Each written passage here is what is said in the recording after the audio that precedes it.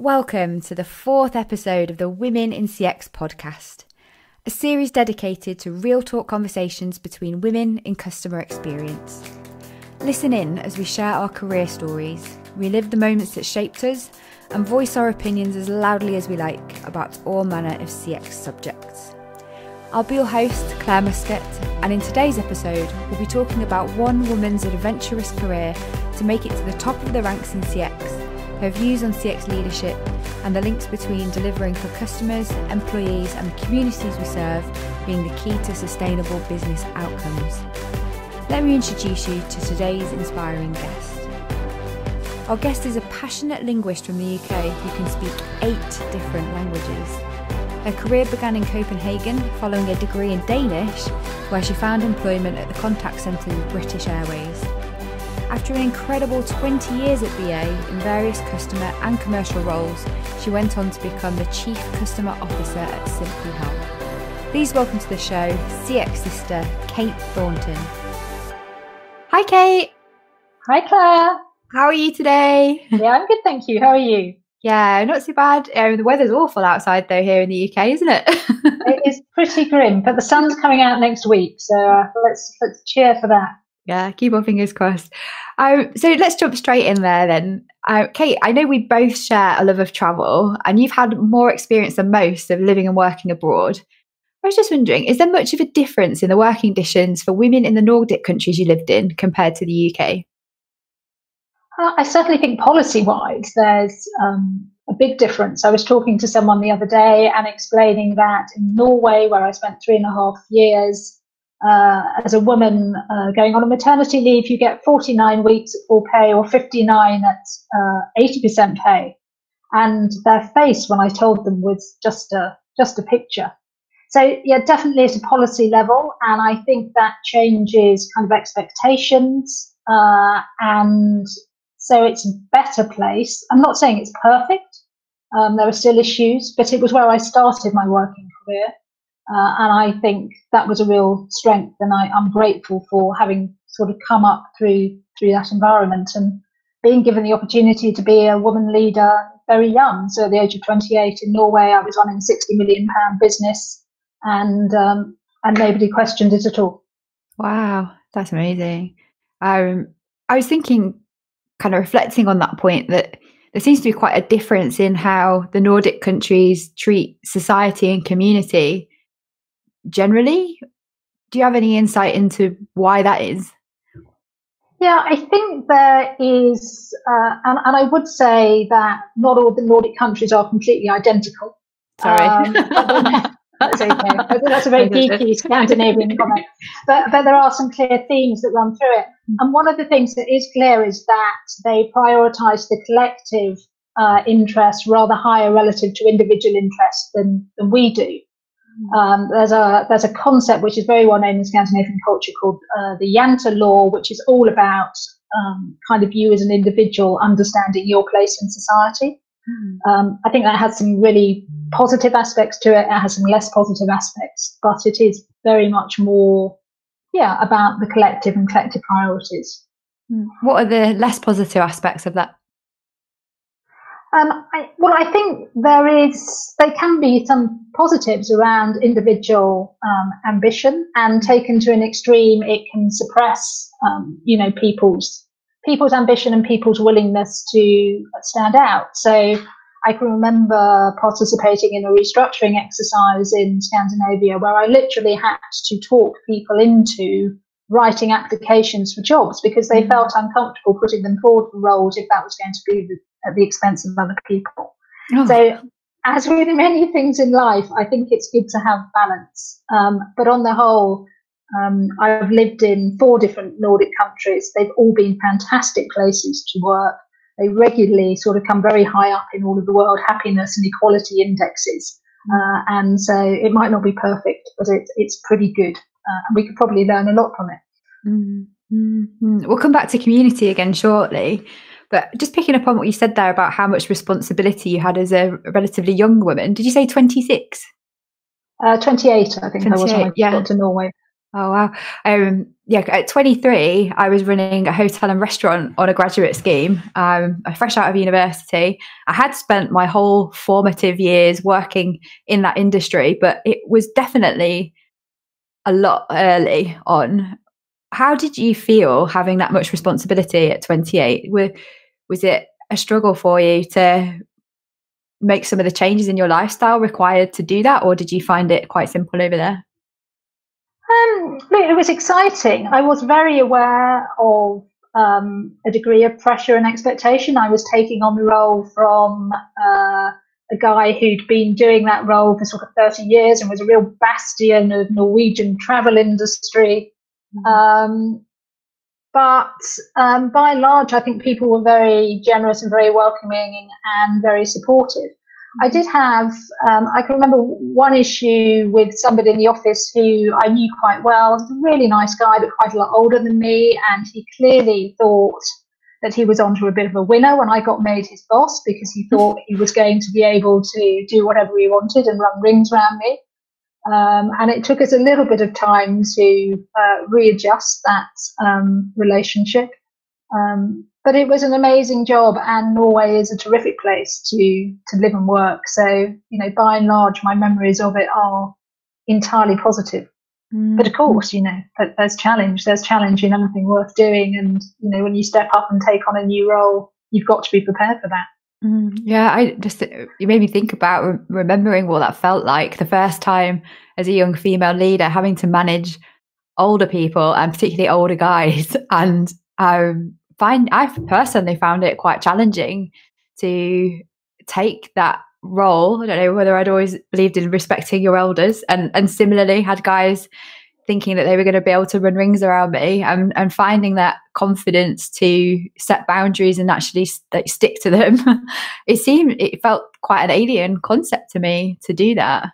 How did you manage to make that transition? What was it about your leadership capability, do you think, that enabled you to do that so easily? Yeah, I don't really remember, if I'm honest, this many years on. But I think I had a clear vision for the job that needed doing, and believed that I could do it, and was prepared to take the time, working on the relationship and, talking to the people in the team to get them on side. So, definitely not a dictatorial approach. And, Nordic leadership culture isn't dictatorial. It's very, very non-hierarchical. Consensus building is a strong element of it, and that helped. So it clearly stood you in good stead, because you've experienced a level of success and seniority that most women in CX only ever dream of achieving. What would you say the biggest moves were in your career path that meant you got to the position of Chief Customer Officer? Yeah, good question. And I often reflect on that. For many, many years, I would have told you that it was about luck. And being in the right place at the right time, and people liking me and being helpful. And all of that is, without doubt, really valuable in a career. But actually, when I go back and I analyse kind of the biggest moves I made, were all moves that I proactively advocated for. And I think it's quite typical of women, maybe, to sort of slightly downplay their own agency in constructing their career, and maybe hang back when men don't, which is frustrating and pretty stupid, really. So I definitely think putting my hand up to take on that role in Norway was a big move for me. Then a few years later, when I was back in the UK, my boss left. I was doing a European marketing role at the time, and I put myself forward to step into his shoes, which I then got, and that put me into a position where I ended up running all of the marketing, contact centre and distribution activity for British Airways across all of Europe and Africa, which was a big job and a fascinating job, and lots more travel and lots more culture we could talk about.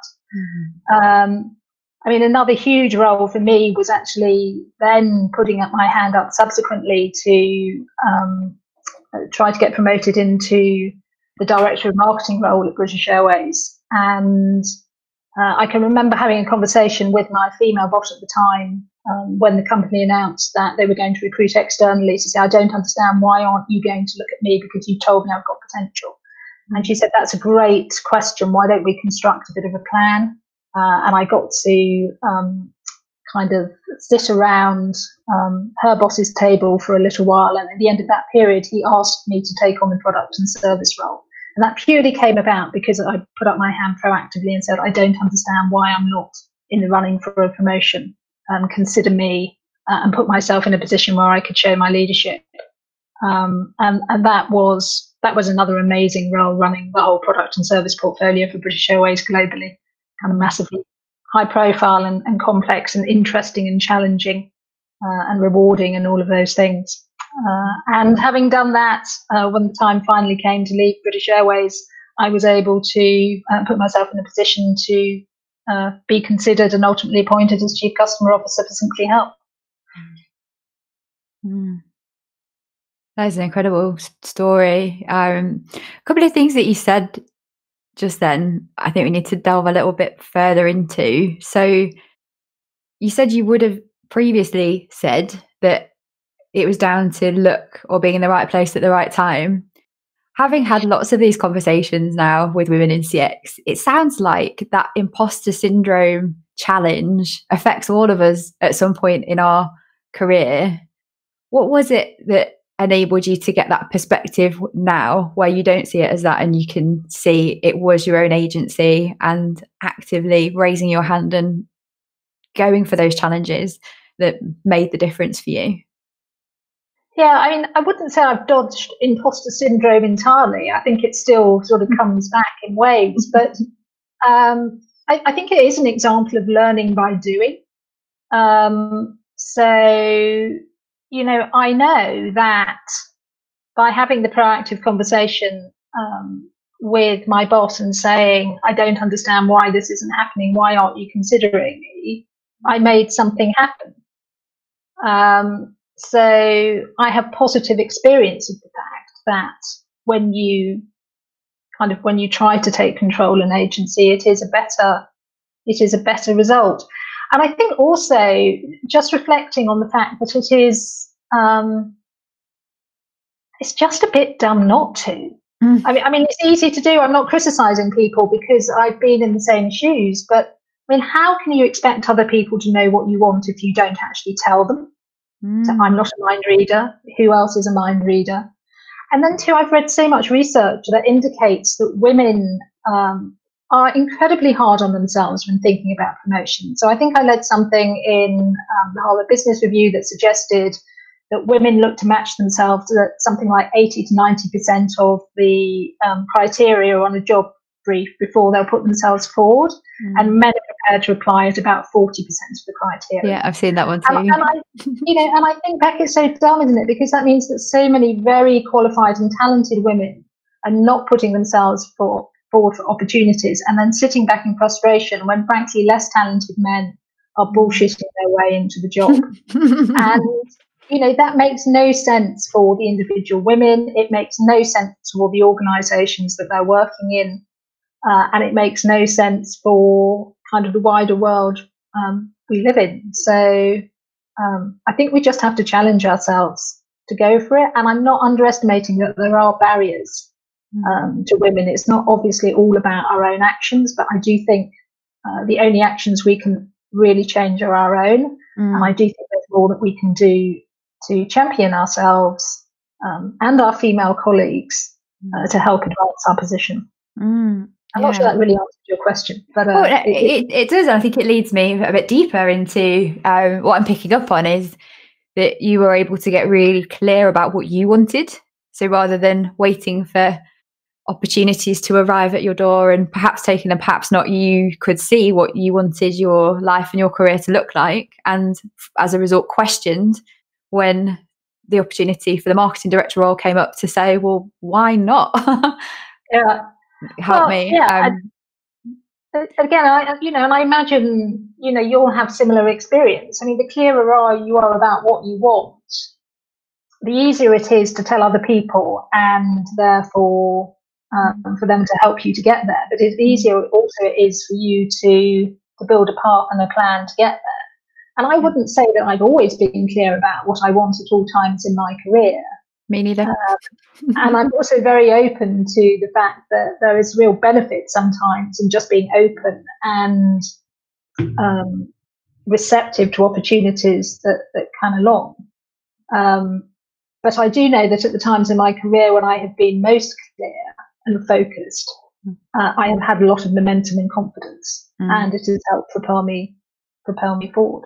Mm-hmm. Yeah, I think just to echo what you said, being able to control the controllables in these situations, that is something that we can work on to become more clear. We can get coaching, mentoring and support to have those conversations where we get clearer on what we want. I'm the same as you. I haven't always been clear, but I know for sure when I started this business or my consulting business, I was the clearest I've ever been in my life, and it made it so much easier to move forward with momentum, to use your word, because I had the vision and the energy to go out there into the world and get what I wanted. So yeah, I think that's definitely something that resonates with me in what you said. And you've built an awesome business. And we started off by talking about Scandinavia. I mean, one of the clearest things I've ever been, or one of the things I've been clearest about in my life was I was determined to study Danish at university. Yeah. and that was such a clear choice. And because I knew that with certainty, I had the energy to pursue that and make it happen, despite the fact that everybody around me was saying, are you completely and utterly crazy? What are you going to do with a degree in Danish? Yeah. Well, springboard my career at British Airways for 20 years. That's what I'm going to do with it. Well, yes, exactly. So, but if I hadn't had that clarity of purpose and thought and the energy that came with it, I wouldn't be sitting here having this conversation with you now. No, that's a really great thing to reflect on, isn't it? That the choices that we make lead us to paths that perhaps we didn't quite envisage, but if it's been driven by a clear purpose and a set of values that are true to ourselves, it leads us to the right place ultimately. I like that. Okay, so moving on to a bit more of a chat around CX leadership. This is a bit of a CX geeky question for all the listeners out there, but with many companies still not having clear accountability for customer experience at board level, I just wondered, in your opinion, what makes a really great chief customer officer? And where do you think that job title or responsibility should sit within the organisation in order for it to be most effective and make a difference? Yeah. So I'm not sure that there is a one-size answer to that. And organizations will all be in their own situations and at different stages of maturity. And to some extent, to build great customer experiences, you need everybody around the business to be advocating for the customers. Yeah, I mean, that's nirvana.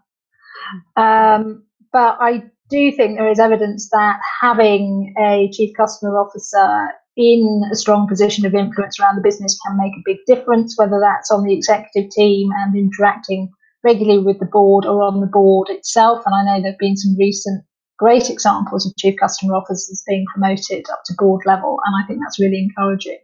And actually, particularly at this time when consumer expectations and needs are changing around us so fast and businesses are having to adapt more than ever to meet those changing needs, it makes absolute sense to me that they are putting the voice of the customer fair and square around the board table. I mean, to come back to your original question, I mean, you have got to be passionate about your customers, of course you have, and really walk the talk. I think you have to be equally passionate about giving voice to the people in your organisation who are interfacing with customers most often. And there is such a strong link between employee experience and customer experience. And so really understanding that environment is vital. You have to be good at telling stories, getting underneath the skin of the stories that your customers are telling you. but you also need to be good with the numbers, and you have to be able to connect that customer story to whatever the metrics are that matter to the business. And I think you have to be really good at building alliances and collaborating across silos, because no chief customer officer is ever going to control all of the levers that need to come together to build that brilliant customer experience. So quite a lot of things you need to be able to do, I think. Yeah, and absolutely the point that customer experience can't be a function that controls everything. We need a vision for how CX works across the entire organization, but those levers and responsibility is always going to be split. So the power of influence, I think, for anyone in CX at whatever level you're at is definitely a capability that one needs to build early on, and as one advances into leadership roles becomes even more critical.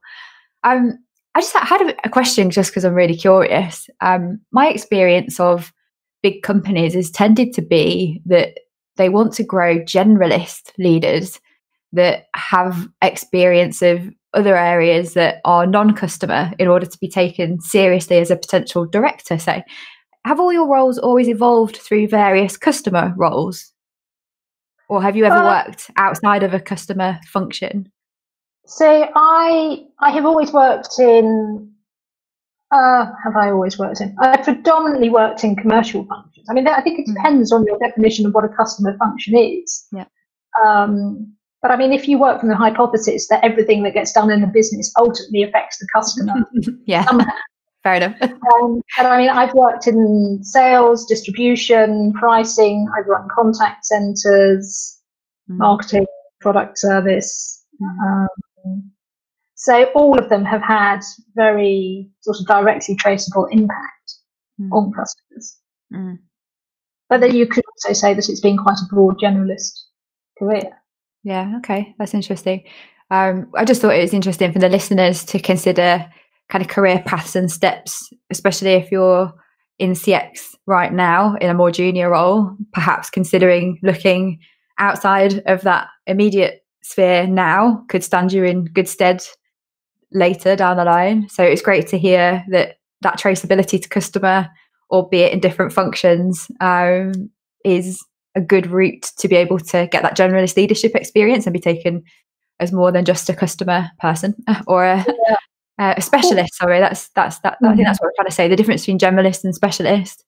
But if anyone's got aspirations for leadership at that level, they're likely to have to make some switches because it isn't a direct ladder, is it? You can't be a customer experience manager, customer experience head of or whatever, and then customer experience director, chief customer officer. I don't think I've ever met anybody that's had a career path that looks like that. Maybe in the future, but I mean, when I was starting out, I don't think anybody even knew what customer experience was. So I mean, I just don't think it was a thing that I can remember. And for anyone, I think there is benefit in having a bit of organisational breadth and depth, and commercial depth, and also operational, and to understand different perspectives and the language and the things that are going to trigger the people in other parts of the organisation that you need to support. I also think it's incredibly useful to have had some frontline experience. So I started out on the phones in a contact centre. But actually, one of the most powerful things I ever did was to train an operator's cabin crew in the final 6 years of my senior management career at British Airways. So I would kind of sit in the head office and do my head office thing, and then every 90 days I'd put on a uniform and literally push a trolley in uniform on board the aircraft as the most junior crew member. And that ability to bridge in some ways the experience and the conversation between those two parts of the business was absolutely invaluable to me.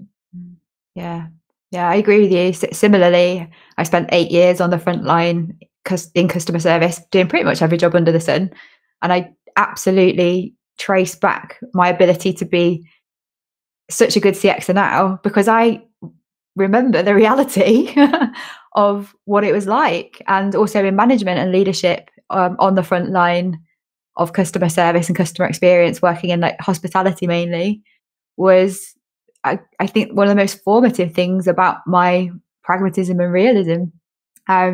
It's good to remember, yes, going back to the floor in my supermarket days, every Christmas, every Easter, we'd be back on the shop floor, stacking the shelves and remembering what a truly difficult and challenging job it is, especially at peak times. And yeah, getting to see the executives doing the same thing, I think for everyone in the organization was a really motivating and an inspiring thing, because it also made them more relatable and believable, because the colleagues on the shop floor in a supermarket had been working alongside the executives together in these really busy times. And that sense of community and being on one team, and it not being the ivory tower and the support center, really did help to bring us together. Which brings me on to my next question. We've spoken at length about customer experience and employee experience being two halves of the same coin during these podcasts.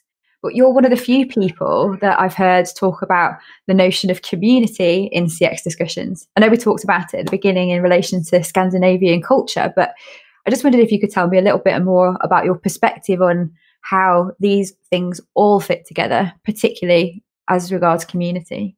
Yeah, I guess I've been on a bit of a journey through my career. So as we've talked about, I started off in a customer facing role, and customer centricity has been an anchor point in my career.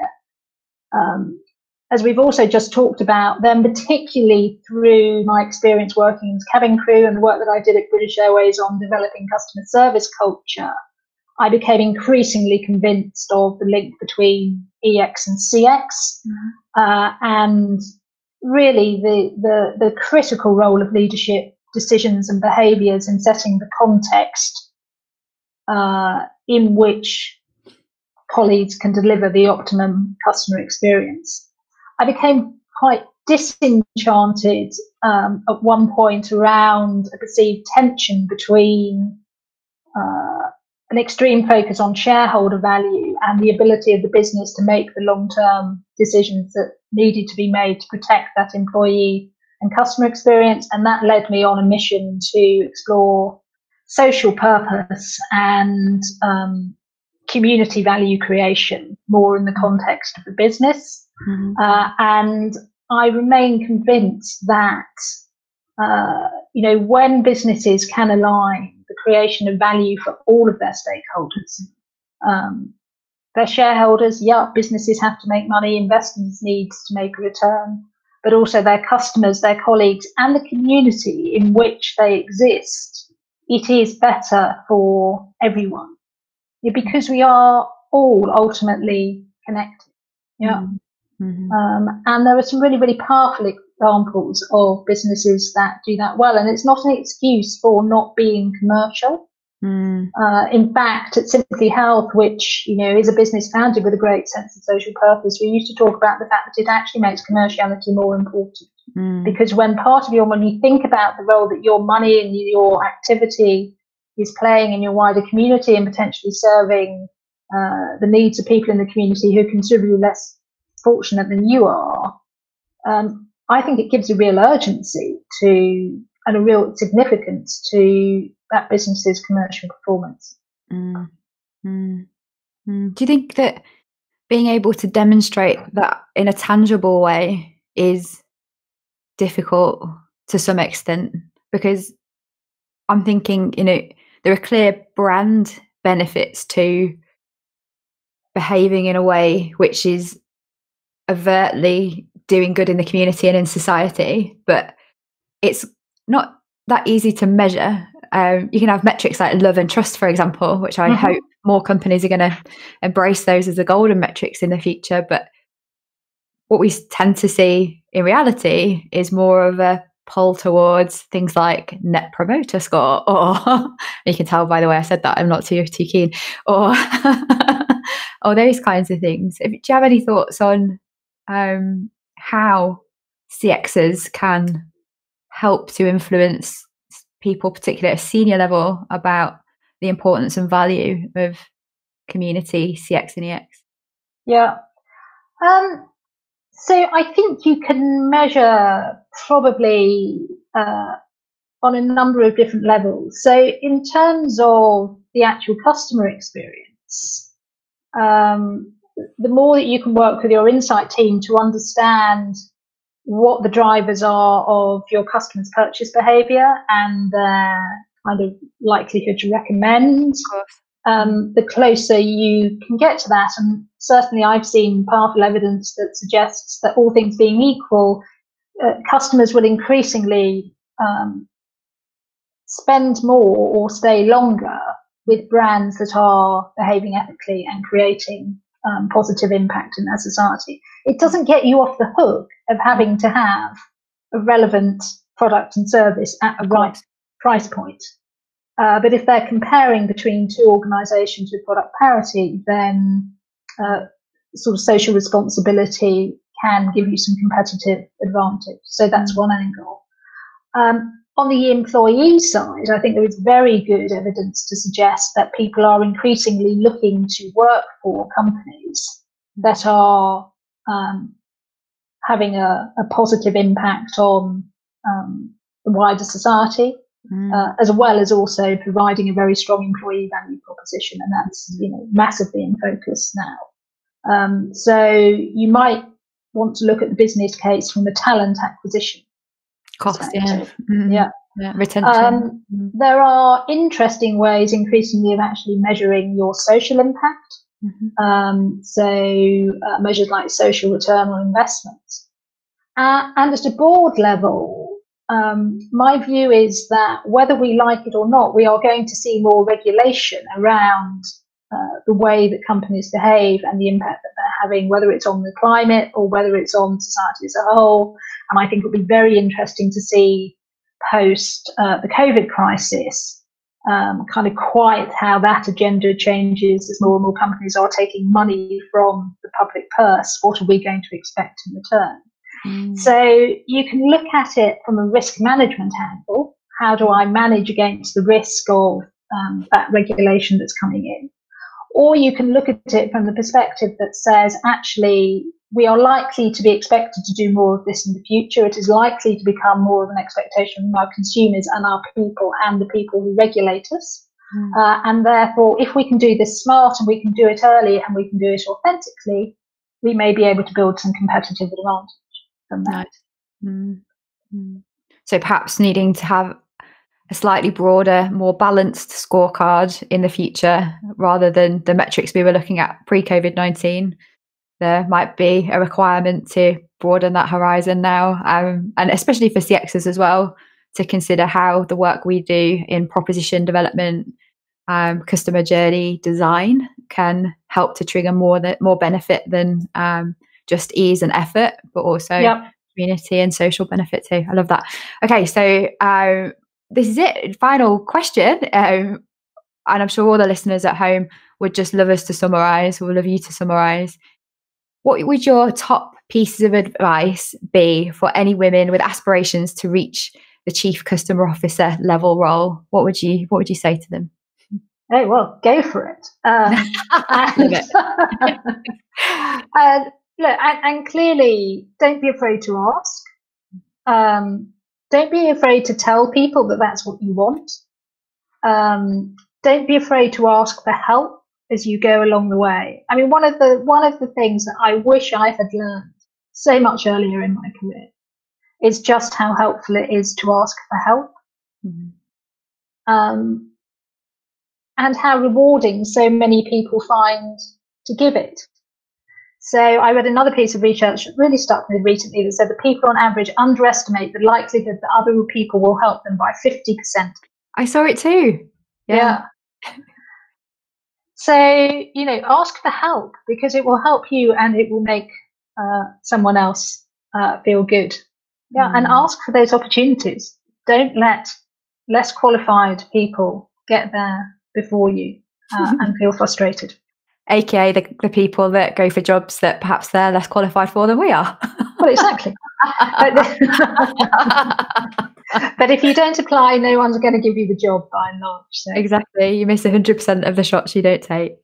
So thank you so much for today, Kate. I know when I first met you during the lockdown on our very first Zoom that I felt this real affinity with you, and you've definitely brought and shown your CX sisterhood to the audience today. And I'm absolutely inspired by your story.